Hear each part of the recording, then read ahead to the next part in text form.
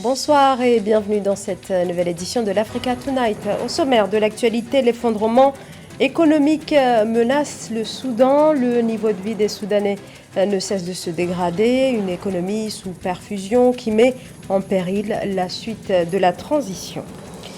Rejet du projet de loi controversé de redistribution des terres en Afrique du Sud. Le Parlement bloque la réforme qui devait réparer les injustices liées à la dépossession de terres durant la période de l'apartheid. À suivre également dans ce journal notre invitée, José, chanteuse et auteure-compositrice ivoirienne qui sera avec nous tout à l'heure sur ce plateau pour nous parler notamment de son nouvel album Cocktail. Avant de développer ces titres, d'abord l'actualité en Éthiopie. Le chef du gouvernement Abiy Ahmed a officiellement quitté le front pour regagner la capitale Addis Abeba. Il a passé 15 jours sur le front à la tête de la direction des combats menés contre le Front de libération du peuple du Tigré. Depuis le 1er décembre, les forces armées fédérales indiquent avoir repris le contrôle de larges parcelles de territoire au TPLF. Depuis novembre 2020, le conflit entre les autorités éthiopiennes et les Tigréens a fait des milliers de morts et plus de 2 millions de personnes déplacées. Depuis le renversement d'Omar el-Béchir en 2019 et le récent putsch du 25 octobre, le Soudan tente difficilement de tourner la page de l'une des plus graves crises économiques que traverse le pays. Khartoum dépend majoritairement des financements internationaux, des bailleurs de fonds qui soufflent le chaud et le froid en fonction des évolutions politiques. Nizar El Omrani. Les crises économiques à répétition étranglent le Soudan. Alors que le pays tentait de sortir de l'isolement financier qui le paralyse depuis des décennies, le coup d'État du 25 octobre, perpétré par le général Al-Bourhan, est venu asséner le coup de grâce à une économie structurellement dépendante des financements étrangers. La population vit au rythme d'une précarité chronique et le développement espéré après la chute d'Omar el-Béchir en avril 2019 s'est réduit comme peau de chagrin. Djibril Ibrahim, ancien ministre des Finances du gouvernement dissous à la suite du putsch du 25 octobre, décrit une situation particulièrement morose. Un à un, les bailleurs de fonds tournent le dos à Khartoum. Dans une déclaration, il confie que plus d'1 milliard de dollars de financement international a été suspendu en guise de mesure de rétorsion contre le coup d'État. Il rappelle que cette décision aura un impact considérable sur les projets de développement tels que l'approvisionnement en eau, l'électricité, l'agriculture et les transports, des secteurs vitaux pour maintenir le Soudan à flot. Fondamentalement, nous dépendons des recettes fiscales douanières et de l'or et de différentes sociétés d'État travaillant dans divers domaines, des bailleurs étrangers et des institutions financières internationales. Le dirigeant appelle de ses vœux une transformation de fond du modèle économique de son pays afin de sortir de la dépendance vis-à-vis de l'étranger. Il confie cependant que les contacts avec les principaux bailleurs de fonds restent maintenus. Jusqu'à présent, il n'y a eu aucune promesse de soutien de la part d'aucun pays arabe et non arabe. Mais les contacts avec tous les États amis se poursuivent ainsi qu'avec la communauté internationale. Dans l'espoir de desserrer l'étau financier international, le général Al-Bourhan a signé un accord le 21 novembre, réintégrant l'ex-premier ministre du gouvernement de transition, Abdallah Hamdok. En théorie, l'engagement prévoit la relance du processus de transition démocratique devant aboutir à un transfert du pouvoir aux civils et le cheminement vers des élections libres. En Afrique du Sud, le projet de loi sur la réforme foncière voulu par le président Cyril Ramaphosa a été rejeté mardi par le Parlement. La question de la redistribution des terres, jusqu'ici détenues par la minorité blanche, reste un sujet qui divise les Sud-Africains. Le projet discuté au Parlement prévoyait l'expropriation par l'État sans indemnisation de ces terres au profit de la majorité noire, expropriée durant la période de l'apartheid. Samantha Saberou-Sabubanga.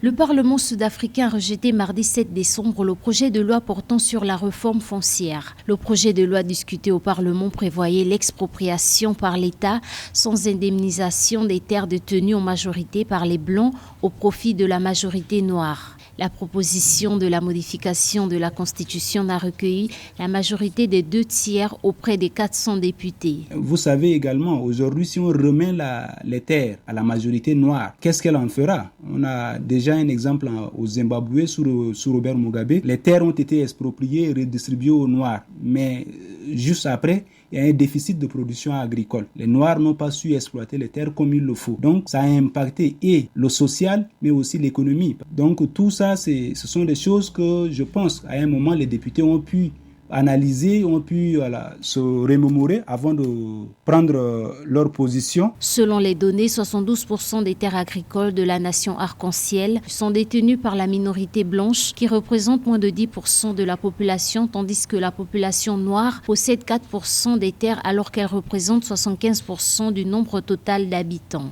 La posture prise actuellement par les députés permet simplement de prendre du recul, de mieux réfléchir, d'analyser la situation et de trouver une solution qui permette à tout le monde de bénéficier de manière équitable de la terre. Pour moi, je pense que le rejet est normal et il faut travailler derrière pour pouvoir sortir l'Afrique du Sud de cette question qui crée des tensions au sein de la société depuis des décennies. Toutefois, la spécialiste en droit foncier au sein du groupe de la défense légale Ressources Centre, William Wikamb, a fait savoir que le chapitre est loin d'être clos. Dans ce sens, le ministre de la Justice, Ronald Lamola, a martelé travailler pour que les habitants de son pays aient un accès équitable à la terre, car les modèles inégaux et biaisés en matière de propriété foncière ne peuvent plus durer.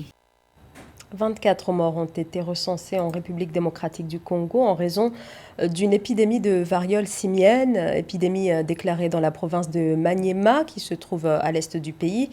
La zone de santé de Tunda dans le territoire de Kibombo a déjà notifié 191 cas, précisent les autorités régionales. La variole simienne a été découverte en 1958. Aucun traitement n'existe à ce jour. Dans l'actualité également, le lancement du réseau des jeunes économistes de la Commission économique des Nations Unies pour l'Afrique. Cette structure vise à constituer un réseau de professionnels qualifiés susceptibles d'intervenir notamment sur les questions macroéconomiques touchant au continent africain, des questions dont la résolution est cruciale dans l'atteinte des objectifs de développement durable et de l'agenda 2063 de l'Union africaine. Nathalie Mo.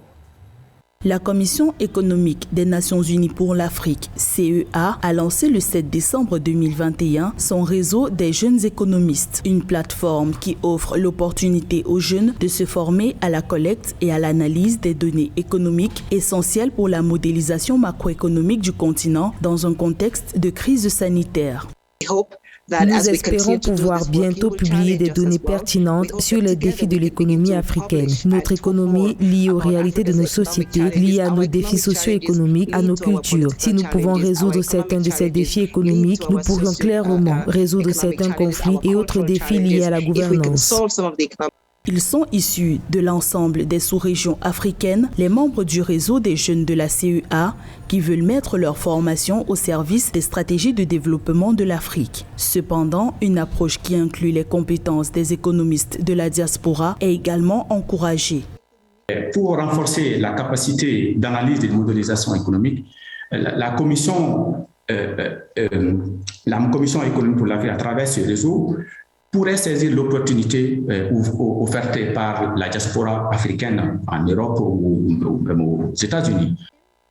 Le réseau des jeunes économistes de la CEA vise la mise en place d'une masse critique de modélisateurs qualifiés ayant une compréhension et une connaissance solide du comportement des agrégats macroéconomiques. Une génération de professionnels de l'économie qui devrait aider les pays à atteindre plus efficacement les objectifs de développement durable et l'agenda 2063 de l'Union africaine.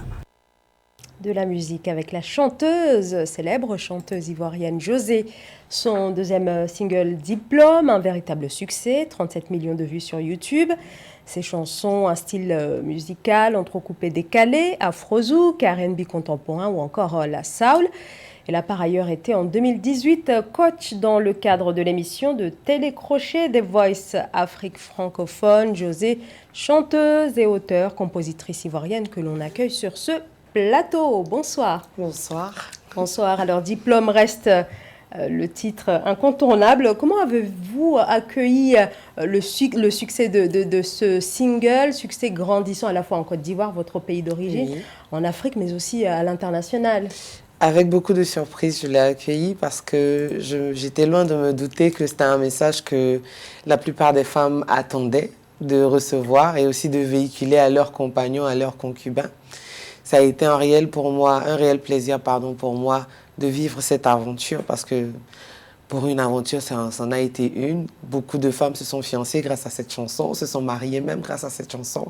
Et elle reste pour moi l'incontournable pour pouvoir passer des messages. Voilà. Alors, vous êtes actuellement en tournée en Europe. La diaspora a-t-elle répondu présent à cet événement malgré la crise sanitaire? Et par ailleurs, est-ce que vous avez eu quelques craintes en raison de la situation sanitaire que le public ne puisse pas venir à ce grand rendez-vous très attendu? Alors, effectivement, la communauté africaine a répondu présente. Depuis le début de la crise sanitaire, avec la fermeture des frontières, on avait été un peu limité. Mais Fan et moi, si je peux m'exprimer ainsi, par rapport à nos rencontres, et là, c'est reparti. Nous nous sommes vus, en tout cas, dans tous les endroits où je suis passée, ils ont répondu présent. Et j'espère que ça va continuer. Alors, on a parlé tout à l'heure de votre titre Diplôme. Est-ce que envoyer des messages, ça reste l'un des marqueurs de votre musique? Pour moi, être un artiste, c'est être la voix des sans-voix. Donc, je reste celle qui va parler du quotidien, pas seulement des femmes aujourd'hui, mais de toutes ces personnes qui sont fans de José et qui peuvent se retrouver un tant soit peu dans mes messages. Oui. Mais la femme garde quand même une place assez importante dans prépondérante même, je dirais, oui. Dans la plupart de mes messages, oui, toutes les manières, ce sont elles qui m'ont baptisée en Côte d'Ivoire l'avocate des femmes. Pour moi, c'est un défi que je m'attelle à relever. J'espère que je vais pouvoir y arriver. Alors, vous avez sorti votre premier album cette année, Cocktail. Oui. Quel message à travers ce nouvel album? Est-ce qu'il y a quelque chose que vous vouliez revendiquer à travers cet album? À travers cet album, je prône la pluridimensionnalité de la musique. C'est un album avec divers styles musicaux. Comme quoi, je voudrais passer comme message à mes jeunes frères qui font de la musique de ne pas se donner de limites. C'est aussi un moyen pour moi de promouvoir la culture ivoirienne et dire tout simplement que l'Afrique est belle. Alors dire que l'Afrique est belle et au niveau des sonorités, est-ce qu'il y a des nouveautés? Est-ce que vous vous éloignez un peu plus du coupé-décalé pour aller peut-être vers d'autres rythmes? Alors à la base, je ne dirais pas que je fais du coupé-décalé. Je dirais que je fais de la variété ivoirienne. D'accord. Et dans cet album, oui, il y a différentes sonorités, des sonorités sur lesquelles on ne m'attendait même pas. Et je dirais que oui, je ne me suis pas donné de limite sur cet album. Oui, j'ai donné tout ce que j'avais. Alors, c'était une étape importante pour vous. C'est très importante. Une consécration pour votre carrière qui je dirais dure depuis plusieurs années. Un moyen pour moi de me rendre beaucoup plus crédible. Parce que on aura beau sortir des singles, tant que tu n'as pas d'album, pour moi, sur l'échiquier musical, tu n'as pas de crédit. Et c'est un moyen pour moi de me crédibiliser davantage. Donc c'est une étape très importante dans la carrière d'un artiste. Oui. Alors, et la suite, José, qu'est-ce que vous réservez à votre public? Alors, le samedi 10, je serai au Luxembourg. Et le vendredi 10, je serai au Luxembourg. Et le samedi 11, je serai à Sarcelles. Alors, toujours de la bonne humeur, de la bonne vibe, comme on le dit entre nous. J'attends juste que les fans répondent présents et nombreux. Le reste, ils savent, je sais. Tout est une question de bonne humeur, de belle musique, de bonnes sonorités et puis de bonnes, de bons moments à passer ensemble. Et Diplôme, bien sûr, reste... toujours au rendez-vous. Oui. Toujours au rendez-vous. Oui. Merci beaucoup, José. Merci d'avoir répondu à notre invitation. José, chanteuse, auteure, compositrice, originaire de la Côte d'Ivoire, et votre tournée donc, qui se poursuit par le Luxembourg et Sarcelles le 11 décembre. Le 11 décembre à Sarcelles, en région parisienne. Merci beaucoup. C'est ainsi que s'achève ce journal. Merci de votre fidélité. L'information continue sur Africa 24.